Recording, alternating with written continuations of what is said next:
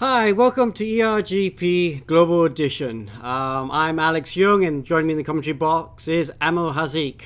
Yeah. Amo, so we're at round 3 now of ERGP Americas, really, where we're driving mostly around American tracks and using Indy cars and stuff in the gold class, and we're at Daytona. Yep, one of the world's most famous racing circuits is known primarily for Daytona's big race, the Blue Ribbon event for NASCAR, the Daytona 500. Yeah. But there's been plenty of other events going around here, and the road course is the one we're going to utilize today. So looking forward to how they will go around the half of it, over half of his road course. It's going to be interesting to see. Well, that's exactly right. Let's not forget the Daytona 24 Hours, a very big race there as well. Track I've not been to, but certainly very exciting indeed. So we're going to see lots of good action. But first of all, if you're new to ERGP, we run 4 classes. We start with the copper classes in the Aquila CR1 cars, which are mostly for the beginners. Then we go to bronze class in Formula 4 cars, and then silver class, which is in Formula 3 cars, and then finally we end the day today with the gold class, which will be in the Indy cars, and that'll be very exciting to watch, especially around the high banked ovals. But for now, let's see the 4 class, the championship leaders at the moment.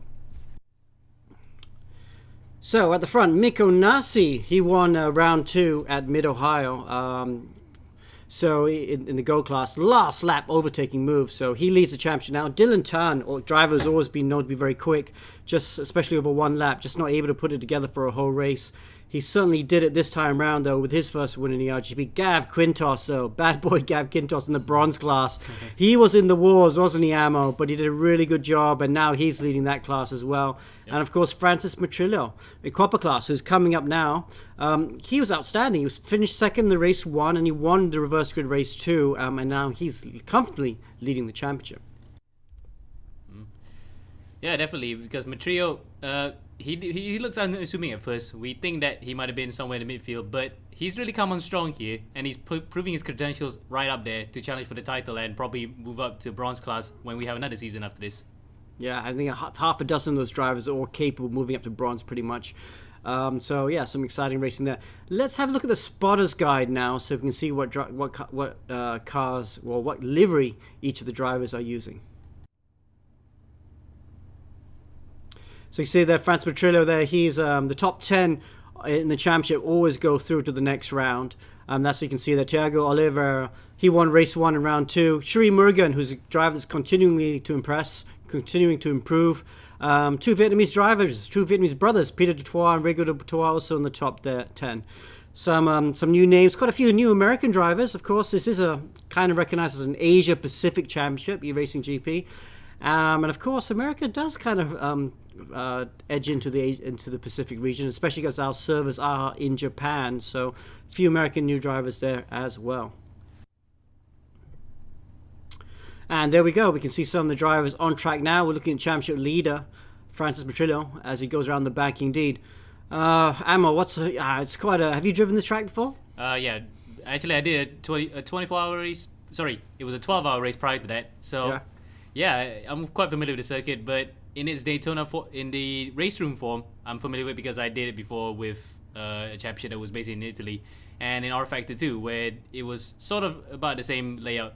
So yeah, this circuit is something that I can read like the palm of my hand as we see a few drivers spinning there. That's kind of like a danger zone for the track itself because the left, right, and then right, left chicane, you have to take it quickly. And in these cars where the aerodynamics not as good, you can easily spin it there. So that's a danger zone. We saw a few crashes there in the actual Daytona 24 hours. So it'll be quite interesting to see if drivers can avoid having an incident like that. Yeah. I love driving this car. I've driven this car a few times now on the Sims, even in the last week. And it's one of my favorite cars on the racing platform to drive. I actually enjoy it a lot. Although maybe it is a bit tough for the copper class boys because a lot of brand new beginners to racing here. And the car can be a bit difficult, can't it? Oh yeah, indeed. Because the traction control, despite being available, yes, you can still spin. But crucially is the ABS that some of these drivers that they don't have. And this is where the braking for these cars become a little bit tricky. Because the lack of aerodynamics, even though they have a wing and a front splitter, the cars can be quite a handful. And when you brake, if you transfer all the way to the rear, the car will easily just step out. So despite being a relatively beginner-friendly car, it is still quite a challenge to drive. I think you put it right there, the weight transfer, because it is a bit of a heavier car, so you really got to let the car set as it moves and stuff. And some of the newbies struggle with that. It's almost like the Formula 4 car while it's a quicker car, it's an easier car to drive because you can have strange inputs in the wheel, and the car will kind of stay where you want it to stay. Whereas these heavier cars, you start setting it off, you get a tank slapper on especially, and that's it. You're away on the grass, aren't you? Yep, that's all she wrote. And especially with the chicane that around after this banking here, around turn 7 and 8, that's when it becomes really, really tricky because you're coming in so hot, the weight transfers at the front, but then suddenly when you try to switch direction, it goes all the way back to the rear, and the car will just step out. So this is one car that, even for the pros, they will have second thoughts about driving it.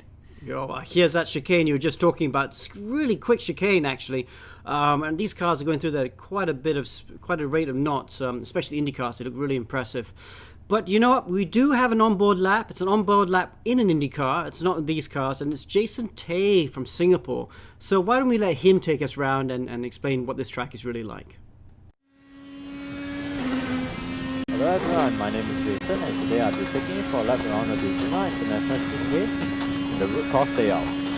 So here we are on the final corner of the track, entering the start-finish straight, left out all the way, enjoy the views of Daytona as we cross the start-finish line. Focus into turn 1. You want to be trail braking your car into it. You don't want to be locking your wheels, but you also want to carry speed through it. Pound the gas on the exit. Come on the brakes again for this. Get the car turned in. Gently come on the power again. And flat out through this small kink. Car on the brakes. Trail brake into this corner here. You might be rolling the car into the corner and gently squeezing the power on the exit. On the brakes for this. Gently do the same thing as you run wide onto the oval section of the track and just enjoy the banks of Daytona. Take a breather for the next few corners. They are the scariest corners of this track. As we enter the bus stop chicane. You can't see the corner, but now you can see it. Send it into the left, into the right, flat out through here. Hope you don't run wide. And that's it. Those are the scariest corners of the track.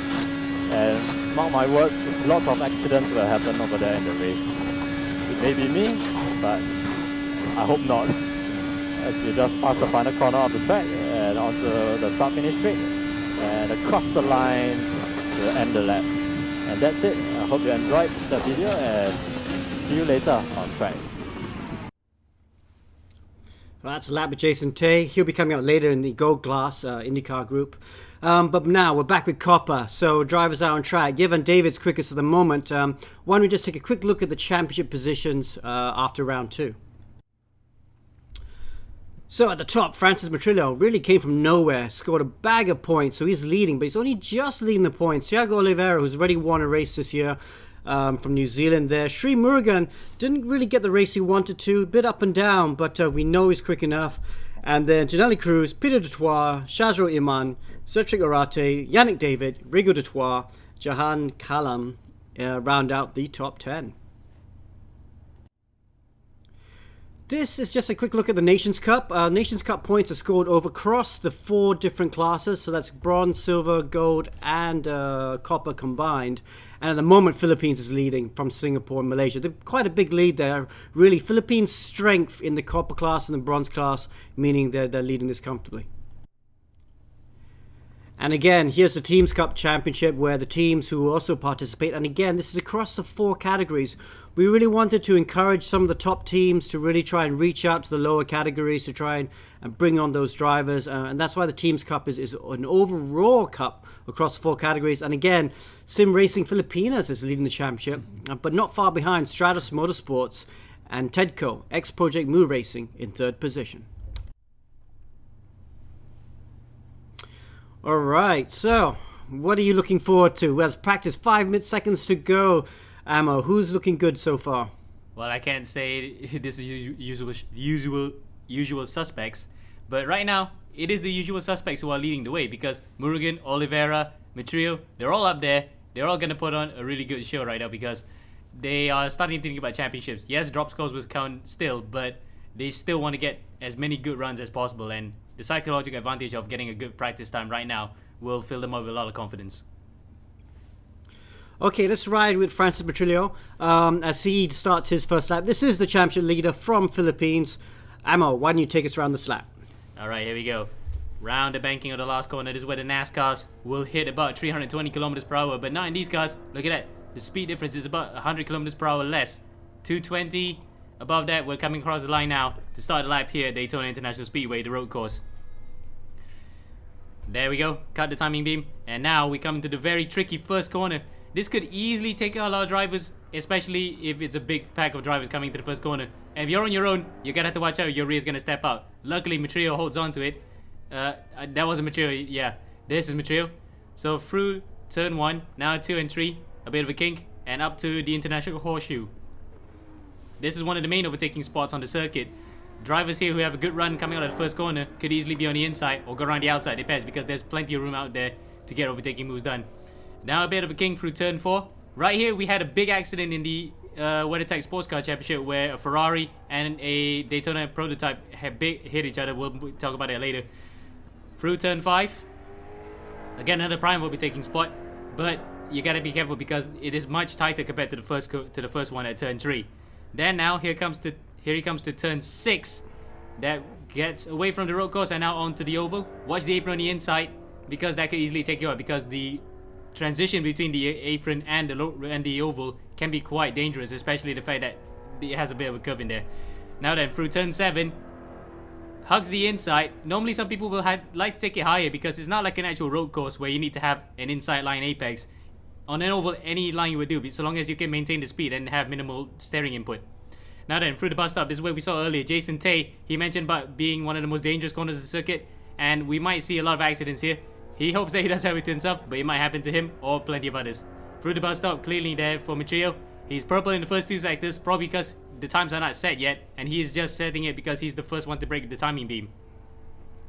Through turn 12, the long left-hander that takes him back to the start-finish line. This is where we are seeing a lot of overtaking movers on the last lap in NASCAR, and we saw here in 2016 Corvettes fighting all the way to the line in the GT Le Mans category.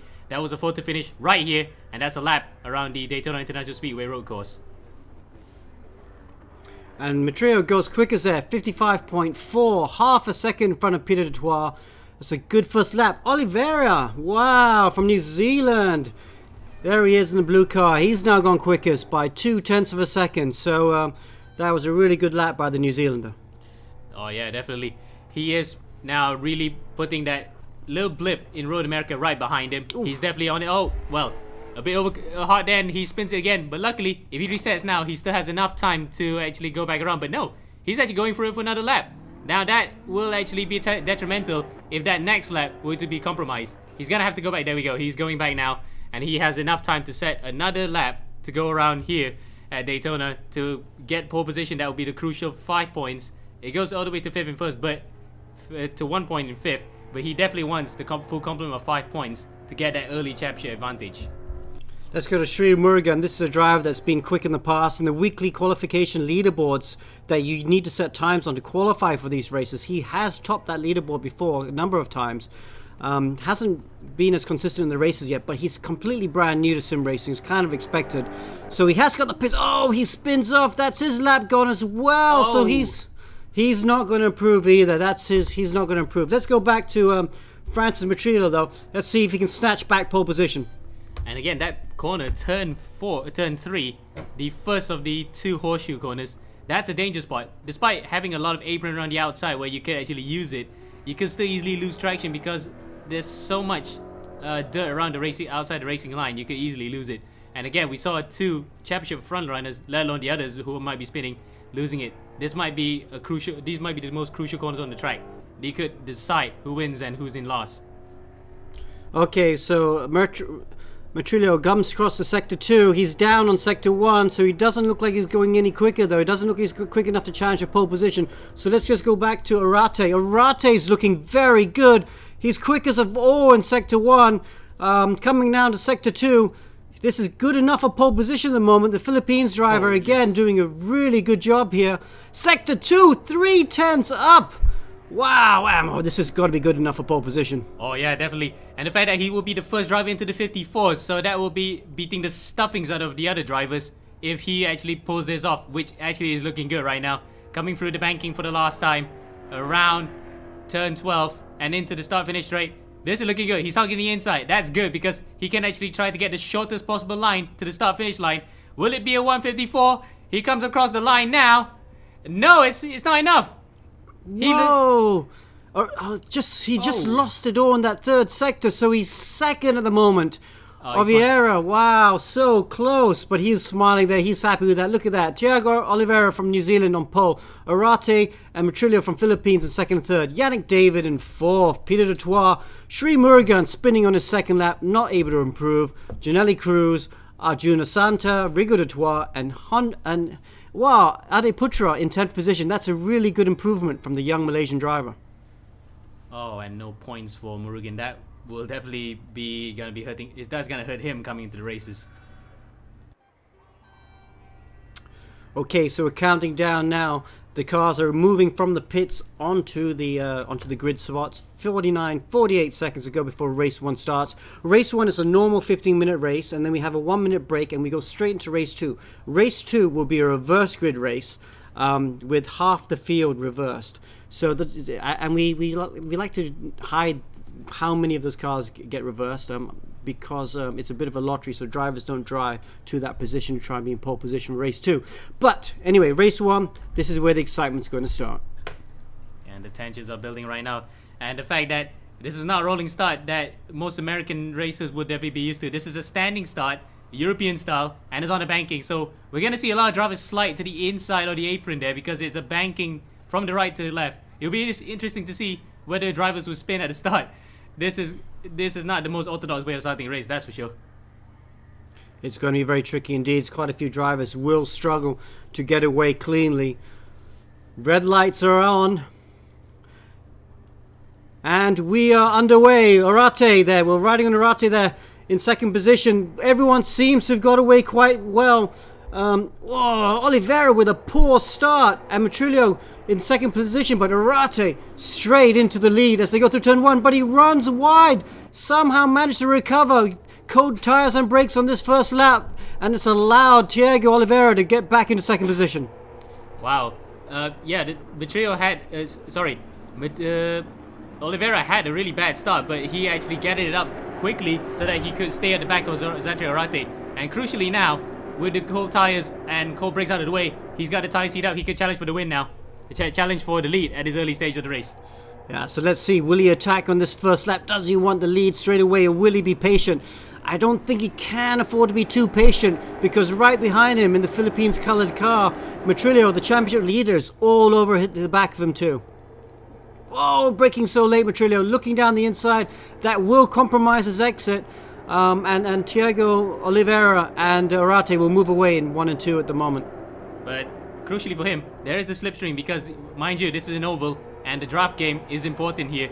So if he doesn't lose touch of them at least by about a second, he still has a chance of actually drafting. But having said that, he has dropped back slightly. So Orate and Oliveira, they're going side by side coming to the bus stop. Orate is on the inside, Oliveira is on the outside. Can Oliveira make the move, stay around the bus stop? No, he can't.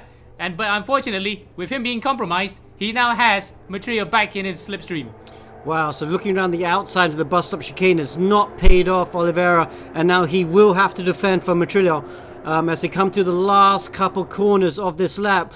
Matrillo, will he go wide? I think he will look to go wide, but wow, look at the slipstream effect. Thiago Oliveira is also caught up to Orate. They're both going wide. Three aside, all the top 3 cars as they come across the start-finish line. Side by side, coming across the line here, coming through the first corner. This is not going to end it. This is going to end in tears for one of them if they're not going to give way. Luckily for Oliveira, Matrillo does give way, and he comes back to second, but here comes Oliveira. Here comes the return to the inside. Here's his fellow countryman. Here's the wall, and he spins. He's off in turn 1.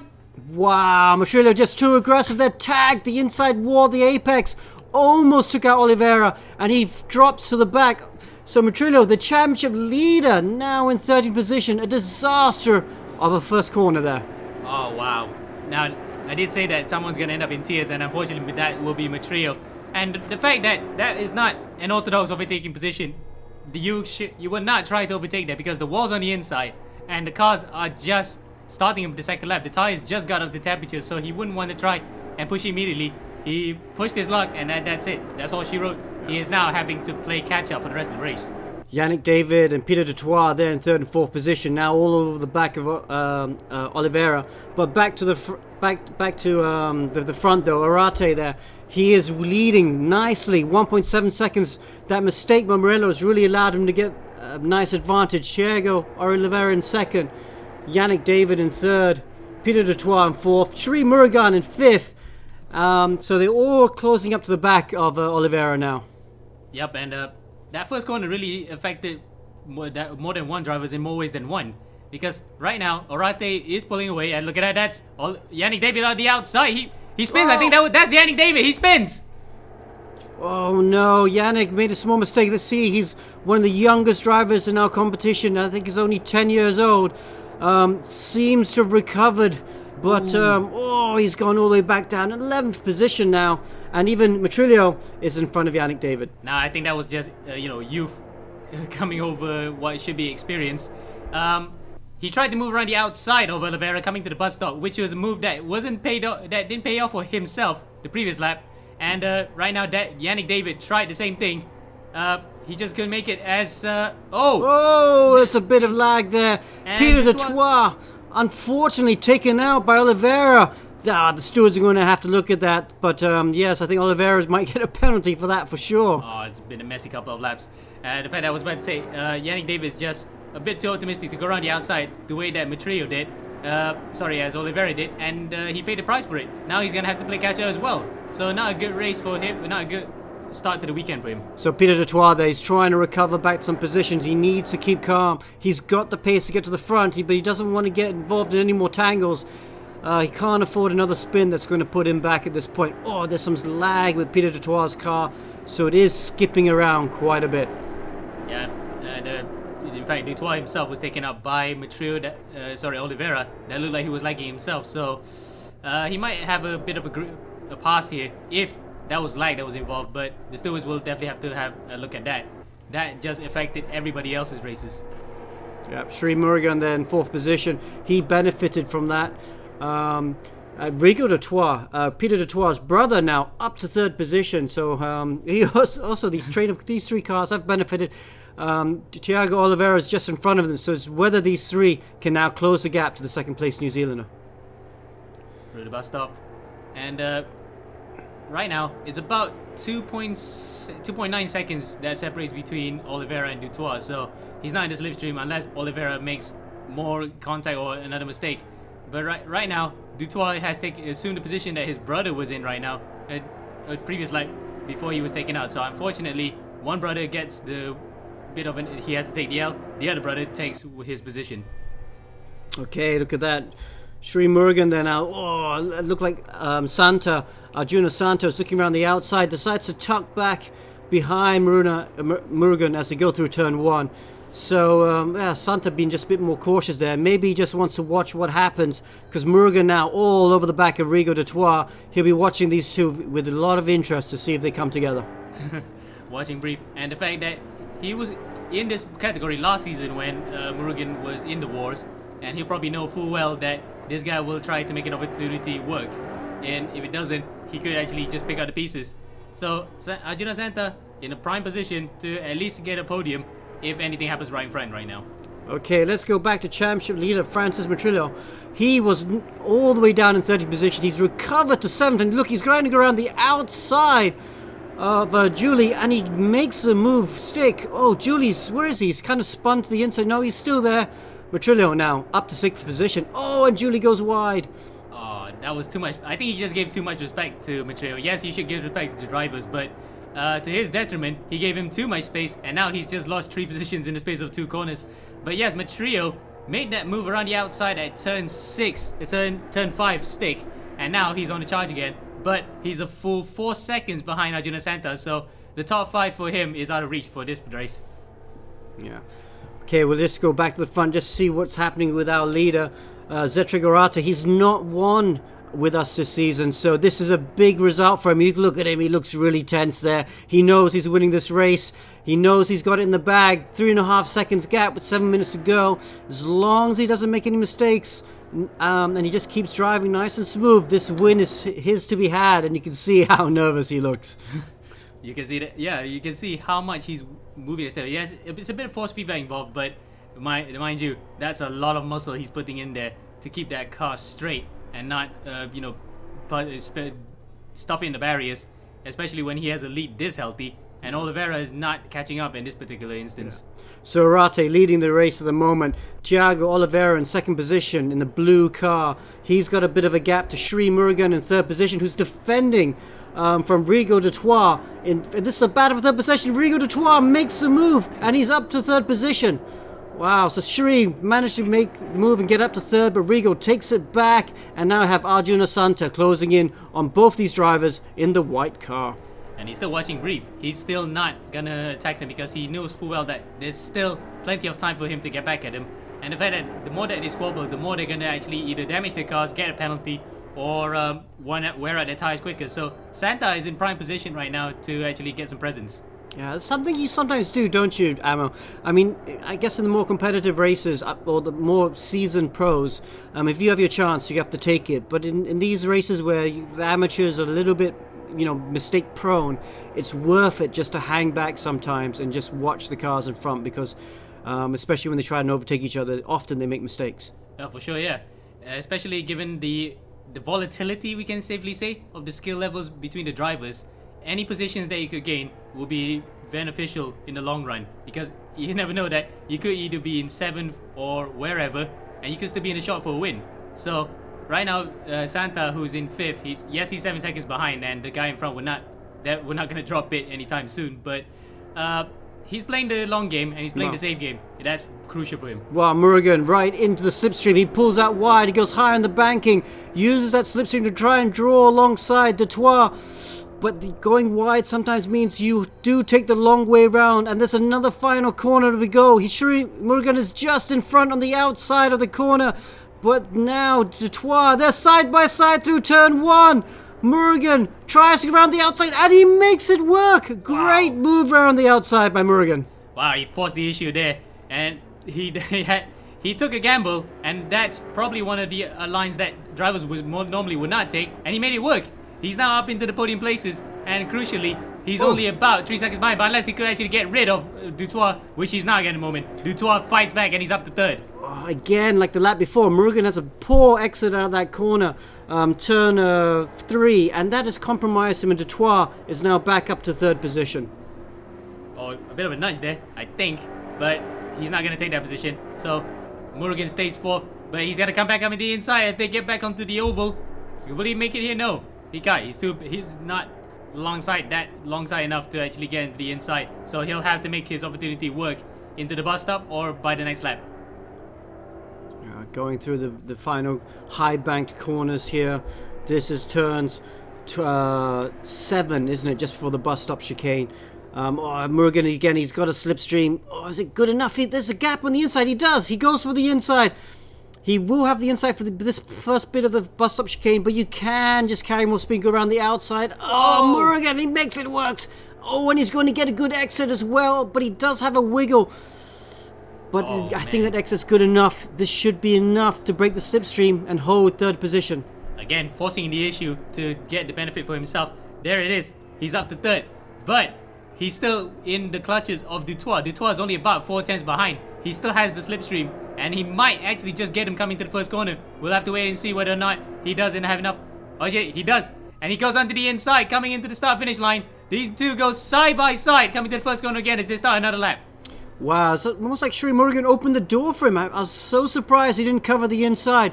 Oh, then Murugan super late on the brakes and goes around the outside again. Very brave. Very brave indeed. Did it the hard way, but he's back in front in 3rd position now. Now this is the corner, turn 3. He's made a mistake here. 2 laps in a row now. He needs to keep it clean again. Otherwise, Rigo de Trois will be back through. He does keep it clean, and for now, holds on to 3rd position. He got over his bogey corner, and now he made 3rd position stake. But he's still not clear of Dutoit. Dutoit is still all over his back like a rash. And he's not giving up this podium position by any means. Yeah. So back with the leader, Orate leading. He's lost a bit of a gap though. Thiago Oliveira in second position is closing the gap. It's just under 3 seconds now. But you wonder if there's enough time with only 2 minutes to go. Back in third position though. Rigo Dutoit is back to third because Sri Murugan has disappeared. He's out of the race. He's out of the race. Okay, so did he pick up too many incident points? I think he must have picked up too many incident points. I think so. There are 40 incident points are set to 40, so if you go over the incident points, you will be DQ'd from the race. And it looks like Sri Murugan, that's it. He's out of the race. Oh, that's disastrous for him. And the fact that this is looking good for him to gain some points in the championship running, and now he's throwing it all the way in this one race. He's gonna have to actually come back in the second race. He's gonna start at the pointy end of the grid, I think. For the second race, but this weekend's a write-off if he isn't. Yeah, so back, this Francis Petrillo's done a great job. He's now back up to fourth position, makes a good move on Arjuna Santa. Two Philippines drivers, Santa's Indonesian, forgive me, with Petrillo's Philippines, but Santa now looking to come back. He's looking to the inside. Petrillo's covered the inside, so he's going to the outside. Oh, okay, Santa's in front now, but now, as we go through this last corner, start, finish straight, Petrillo takes the shortest distance and edges back out into front. Great recovery. Very great recovery. And then Petrillo spins! He spins! Does all the hard work, gets back up to fifth position, and the championship leader spins! And now he's down to seventh. Oh, he'll be kicking himself for that. Oh, man. The thing that he actually just survived from an incident prior to that to actually recover all the way back to the top 5. And he's now dropped back again. This has been a yo-yo race for Petrillo. He's gonna have to actually keep it calm now if he wants to maintain that championship lead. Yeah. Wow, okay, so Petrillo back in 7th position. It's going to see him hard to recover from that. Back with the leader now, Orate. Is it one more lap to go, or is this the last lap? I think this is the last lap. We will run out of time just before the start-finish straight. So Orate, Zetrick Orate, Philippines, as he comes up to the bus stop chicane on his last lap. He's done all the hard work. Almost got pole position, but he was good enough for front row. And look at that concentration. He's really focused, but I bet he feels it's in the bag now. Through the bus stop chicane, keep it nice and clean. Out of there. Only 2 more corners to go, and he will cross the finish line to take his first win in ERGP. Coming through the long turn 12. 2.7 seconds. Look, he's got a bit of a smile on his face. He knows he's got it in the bag. As he comes across the finishing line, he comes out of turn 12. This short straight to the finish line. He gives it a peace symbol along the way. And he crosses the line to take victory. His first of the season. Wow, well done, Orate. Great win by the Philippines driver. Philippines just can't stop winning in this category. Bronze and copper is where they're super strong. And a great first win for this season for Orate. Very much so. And he continues to extend that lead because they're the first class to actually race today in the Nations Cup. So the Philippines will be celebrating soon if they got more and more drivers winning there. Yeah. The Kiwi, Thiago Oliveira, he finishes in second. And tell you what, this lets him take over the championship lead. He's only 2 points behind Petrillo. And of course, Petrillo finishes down in 6th position. So he loses the championship lead now.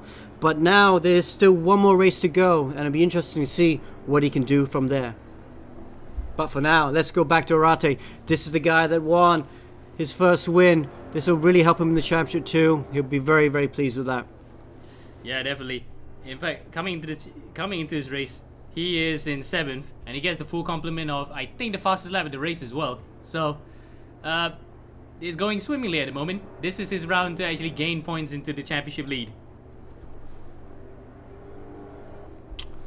Very good indeed. Rigo Dutoit did in fact finish 3rd. Arjuna Santa was 4th. A bit fortunate after Petrillo spun out while contesting the lead. Yannick David recovered well to 5th position as well. The Sri Lankan driver did a good job. Petrillo, like we mentioned earlier, in 6th. Juneli Cruz in 7th. And Yahan Kalam in 8th position. Muhammad Ilyas, also brand new to the series. This is his first ever sim race, was the last round 2. This is only the 2nd time he's done it. Great job to finish in the top 10. Oh. There we have it, the results. Arifin from Malaysia in P9, and Daniel Uy in 10th position from Singapore. And Orate with the fastest lap as well for good measure at 55.8. I just want to point out there just now, Matrio got a 30-second penalty. So from 5th, he dropped all the way to 12th. And this was given by the game itself. So that is not a good start to the weekend for him either. Yeah, so there are track limits as well. Track limits are monitored by the AI. And if you go over the track limits on the last lap, they will give you a 30-second penalty. Normally it's a drive-through, but if you do it on the last lap, you don't have enough time. So a really, really messy race for Matrillo. He will start in the front though, so he has got a chance, because I think it's the top 13 for this race that gets reversed. That will save his bacon for this particular race. Sorry, particular race weekend. Yeah, what looked promising for Matrio at first, he actually just dropped it twice. He came back up and then he dropped back again. So a complete yo-yo race for him. He'll want to avoid that as he starts further up in front for the second race. So 3 seconds to go. The red lights will start to come on. All the drivers should be there. Red lights on. Peter Chua is on pole position, followed by Marco Osan. The red lights are still on, and they will be going off. Oh, Peter Chua, big sideways moment. Oh. And that allows Francis Matrillo to take into the lead. He just slides into the lead. Daniel Uy follows by in second position, with Muhammad Ilyas, the rookie, in third position. Looking at it coming into the first corner like a complete NASCAR train. Yeah, we saw that. Oh, there's spinners in the background. That's almost expected. And that's chaos. Everyone goes off to the first corner. We saw it last time out when the NASCAR Sprint Cup and then the Xfinity Series came to Daytona. And it has happened in the virtual world as well. As Daniel Ren-Oy loses it. And Ilyas is up to second. Yeah. Wow, Ilyas is up to second. But Matrillo, great start. Took advantage of the half-spinning car in front of him. And now he's got a nice gap, 1.5 seconds from Muhammad Ilyas, who's doing a great job to hold him in the second position. Brand new to the sport. Followed by Cruz. Juneli Cruz has made a good start as well, up to third position. And then Azmi Arifin in fourth position, and Daniel Uy has dropped back to fifth. Wowee. Matrio might be just laughing about how his luck is so mixed. He had a terrible race in the first. He had a terrible luck in the first race, only to come back in the second race to see a wave open up for him like Moses opening the waves. This is very fortunate for him. Now he just needs to hammer it in and drive home the advantage here from the lead on the first lap. Well, Matrillo, he's gone, isn't he? He's going to be really hard to catch. But Juneli Cruz, he takes the slipstream. He goes to the inside of Ilyas. I'm surprised Ilyas did not cover the inside. Oh, they touch. He tries to go on the outside, not able to make it move. Ilyas just needs to focus on getting good exit. But Cruz, good move there, and he's up to second position. He left the door open a little bit too wide there, and he defended it quite late. Yes, there was a bit of bumping and touching, but that's pretty much a clean move. You can't get two cars into this bus stop anyway, so Ilyas knows full well that he had to concede the position, otherwise he'll lose more time. And unfortunately, the time he lost has actually brought his fellow countryman Arifin right behind him, and now Jonas Santa as well, who was fourth in the first race. He's now up to fifth. He goes in between the two Malaysians as they come into the first corner.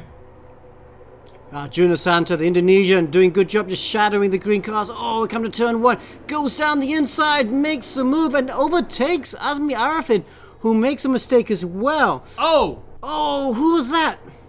I think that was Thiago Oliveira. No, Thiago's okay. I think that was Kenneth Wong. No, it's Ted Day. Ted Day, the American, is new to our championship. American driver. He's up to 10th position. Runs a bit wide there. Just manages to hold on for the position. All the cars swarming behind him. This is a big fight behind Juneli. Juneli is also in that group. Julie is also in that group as they come to turns 5 and 6. He was one of the blue and white media code cars, but not sure he was as Juneli Cruz. Sorry, Reynaldo Julie goes already outside. He runs it wide as another car as well behind him goes wide. That looked like Zetrick Orate because it was in the blue. It was a red-blue car. No, wait. It was one of the red white cars, but whatever it is. the pack here all spread out now between the leaders and the rest of the field. So this is a battle of 5th position right now. Daniel Uy all over the back of Azmi Arifin, with Thiago Oliveira in the blue car, just watching these cars as they come to the bus stop chicane. Oliveira thinks about going the outside, overcooks it. The blue car is now going to fall back from that. Oliveira then, look, now coming under pressure from Rigo de Troyes, who's also made a good move to get up into the top 10. And this is Rigo, who is recovering from that little shunt he had from Francis Matrio. And unfortunately, karma has not worked out for him because Matrio is leading the way right now. And Dutoit has to fight his way through the field. He's around the outside here. He got a bit of the slipstream. Now does he have enough momentum to get around the outside coming to the first corner? It's got to be a bit tight. Oliveira holds the inside line. Dutoit goes around the outside. Oh, he forces it. But does he have enough time to brake? Locks up a bit. And he takes 7th position away from Thiago Oliveira. Yeah, this is not good for Thiago Oliveira. The championship leader needs to try and get up into the top 4 or 5 because his championship rival, Matrillo, is just running away from it at the top of the field. He's leading comfortably, although he's not having it his own way. Juneli Cruz is closing the gap in 2nd position. The two Filipino drivers, though, they have a bit of a gap to Muhammad Ilyas, who is in 3rd position, who's doing a great job to hold. Oh, and Santa in the white car knocks him and touches him a couple times through this corner here. But Ilyas is doing a good job of keeping his composure, keeping cool and calm as he now comes through this corner. Santa intruding his rather personal space, much like Santa coming through the roof. But, sorry, chimney. Yeah. Ilyas then holding on to 3rd by some miracle to actually avoid being wrecked out at turn 5. But he's still not out of danger yet. Santa is still approaching him very fast. Yeah. Going through the long turn 7, and they now come to the bus stop chicane. Wow, look at the battle at the front, though, between Santa and Ilyas. Santa looks at the outside. Oh, Ilyas, he outbrakes himself. Obviously watching the driver too much. The driver, and that's obviously a mistake, and that's going to allow him to get swallowed up. He does get swallowed up. Azmi Arifin goes up to 4th position. Ilyas is now in 5th, and Daniel Uy has recovered and now looking in 6th position, and just behind him, Thiago Oliveira.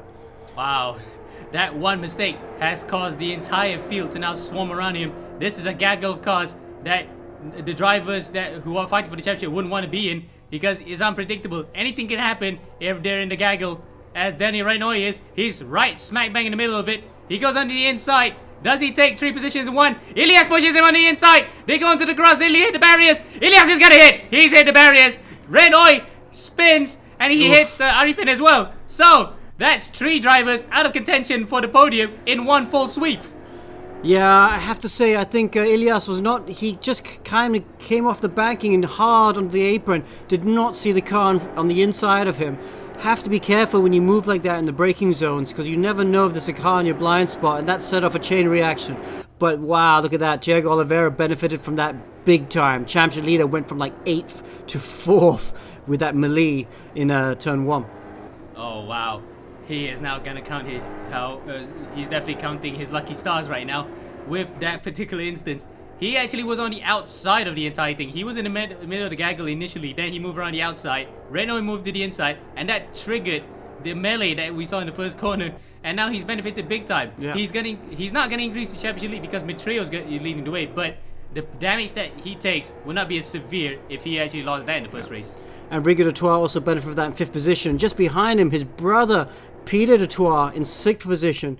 Both the brothers. Peter's done a great job because he was one of the first drivers of DNF race 1, so he had to start right at the back of race 2, but he's done a really good job to get up to 6th position.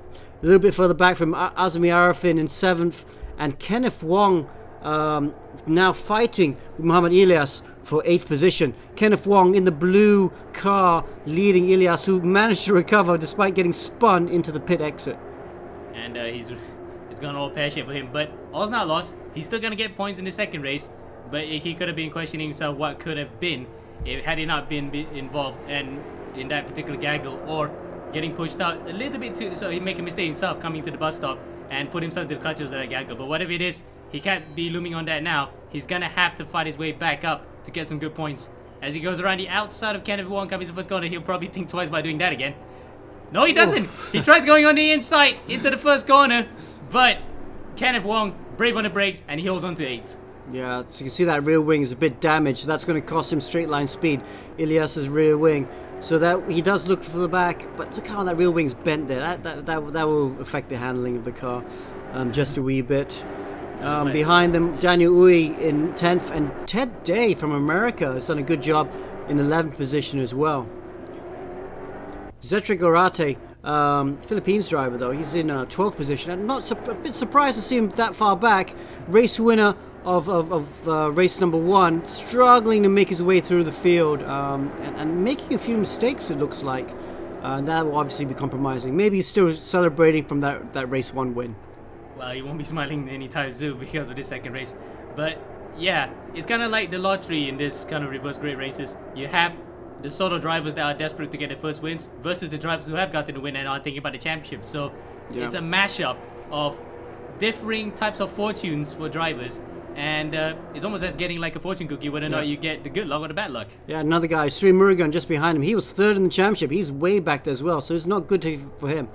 Meanwhile, let's go back to the front. Francis Matrillo is still leading, but if you look just a little bit behind him, Juneli Cruz has really closed that gap. He's only 4 tenths behind. Juneli Cruz is not giving up. He thinks he can still win this race as they come to the last couple corners. He's close enough to get a bit of a slipstream, but yeah, this is going to be a battle of the lead right to the end of the race with 5 minutes to go. Yeah, just like his namesake, Cruz has been cruising up to the back of Matrillo, but I think they might be on their own Discord channels or whatever. They might be communicating with each other because they're definitely teammates in the team championship and the Nations Cup. So they're probably not going to engage. They're going to give any opportunity to whoever has the best chance of winning the championship the lead right now and get over it. So there might be team orders here, which is fairly legal, but you know, that just takes the sting away from actual competition. But whatever it is, it's up to the drivers and the teams to decide, and we will have no bad blood between these drivers. Oh, but I would love to see Cruz try and have a go.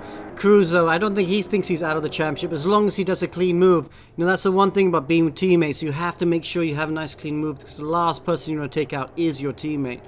But Cruz, he's not won yet this season, I think. So, well, let's hope they do fight. He is close enough in the slipstream now as they come out of turn 6, down the super long turn 7. Actually, coming into this round, he was only 4 points behind Matrillo, so he is actually probably clear to engage him. And look at that, he comes around the outside of the banking at turn 7. They're side by side here. Who's gonna blink first? Because this is not the place where you want to overtake around the outside. Matrillo holds the inside and shuts the door on his fellow countryman. But, crucially, it's not enough for him to get away for now, as Cruz is still within that 2:10 window of getting the slipstream coming to the start-finish line. Will they engage again? This is dangerous between the two drivers, and it's going to hurt the Philippines' Nations Cup tally if they were to wipe each other out. Boy, that's very true indeed. Matrillo was compromised going into the bus-up chicane, and that's allowed Cruz to have another look at him. He's going wide. He's going too wide, I feel. He doesn't need to be that wide because he's just going the long way around. His nose is in front, but he's way too wide. That's going to let Matrillo cover the inside, take the shortest distance, and he'll defend the lead easily into turn 1. Through turn 1 they go. Matrillo defending that lead nice and easy, using a bit of the grass at the apex. Cruz, I think, is going to have to be a bit smarter with where he places the car on the oval if he's going to get past Matrillo for the lead. Yep, and the fact that he actually tapped out a bit, because these cars, they reach a certain limit where the top speed will just tap out the rev limiter and they can't get any faster. So that's why we can see they are side by side, almost parallel coming into the bus stop. So the driver just needs to get a better exit than the other to have any chance of overtaking into the bus stop at least. Yeah, that isn't true. We'll just leave this battle for a second, go back a bit, see third place Arjuna Santos all by himself. Thiago Oliveira, though, he's closing that gap. This could be a battle for 3rd and 4th position very soon. And of course, the two brothers, Rigo de Tour and Peter de Tour, fighting it out for 5th position.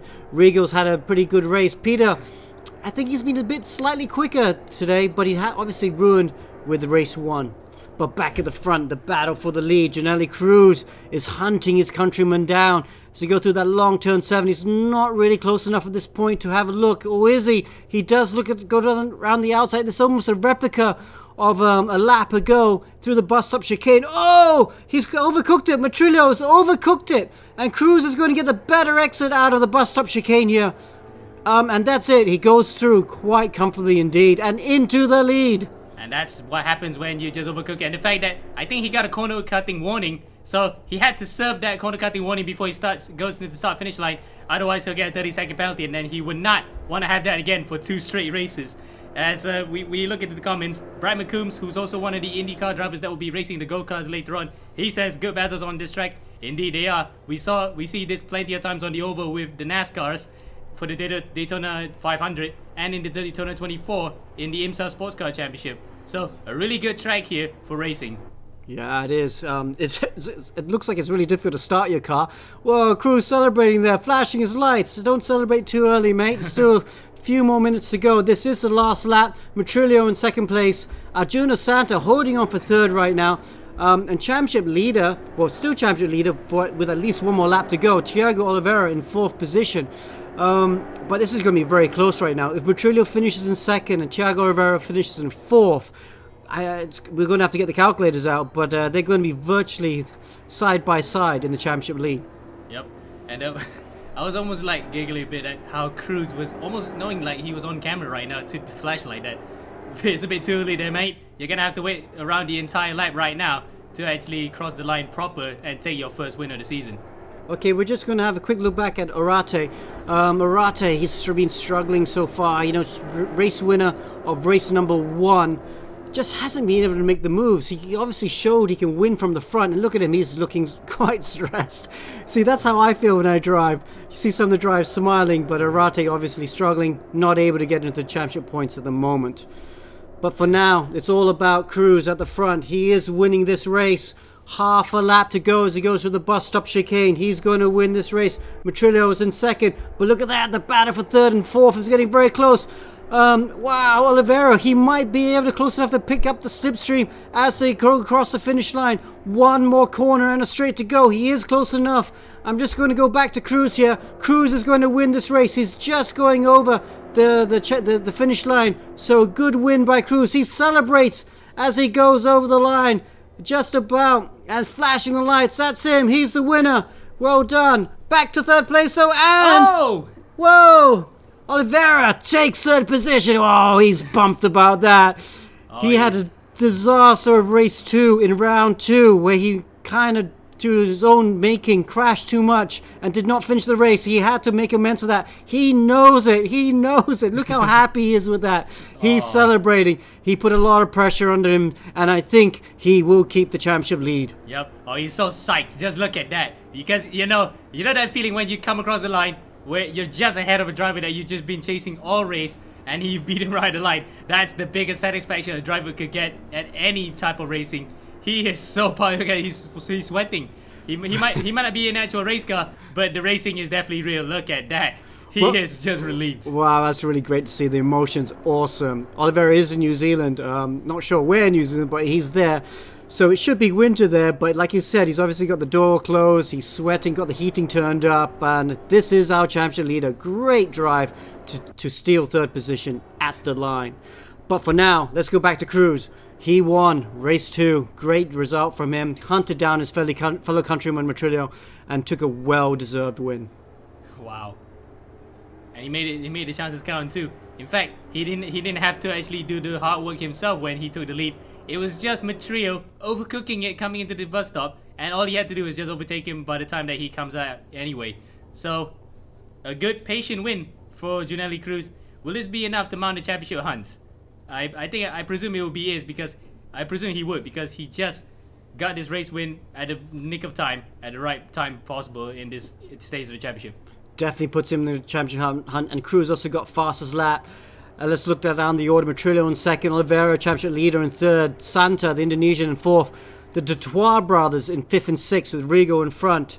Wong, the Singaporean, Kenneth Wong did a good job there. Sri Murugan also did a good job to get up to 8th because he was well outside the top 10 at one point. And Jahan Kalam and Ted Day from America round out the top 10.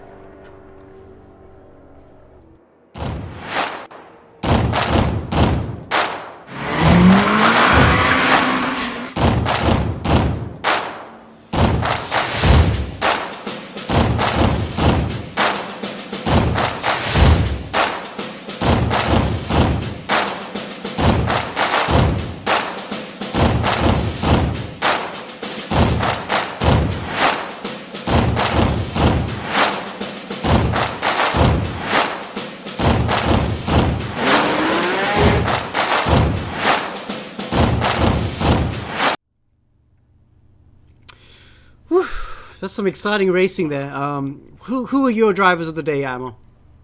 I'm not sure because there's so many drivers that are in contention with it. But for the sake of consistency and the fact that the drivers who took it well, I would say Thiago Oliveira, because Oliveira was second that first race and he was third in the second. So he actually had to work for those results. And with the spins and with the collisions and everything, he's my driver today, and he's definitely one to look out for this championship. He has taken the early advantage. Okay, well, that was the copper class in the Aquila CR1 class. We are now coming back with the bronze class. We will back with the bronze class just after this break. Things to be aware of organizing eRacing Championship without race room. First, no automated leaderboard would always be labor intensive. Elimination round would be the only way to filter the winners. Having the participants adhering to the schedule would be a huge test. We need to know the task will get bigger when participants increases. Time consuming. Organizing eRacing Championship without race room, it's all need run manually to take down the participants and eliminate them from first round group to final round group. Because it is manual human labor, there bound to be human error. Manual human labor would have a price tag for the man-hours involved. New participants would never have chance. The eRacing clubs in the world will send their best racers to participate the race. But that means your championship exposure is just limited to the eRacing clubs. Why choose race room? Our 3E official championship have fully automated leaderboard. Participants can log in anytime to leave the fastest lap time within the qualifying period. Each of the racers already have their ranks with race room. Next, save time. You can have unlimited amounts of participants in a super short time to qualifying them to final race.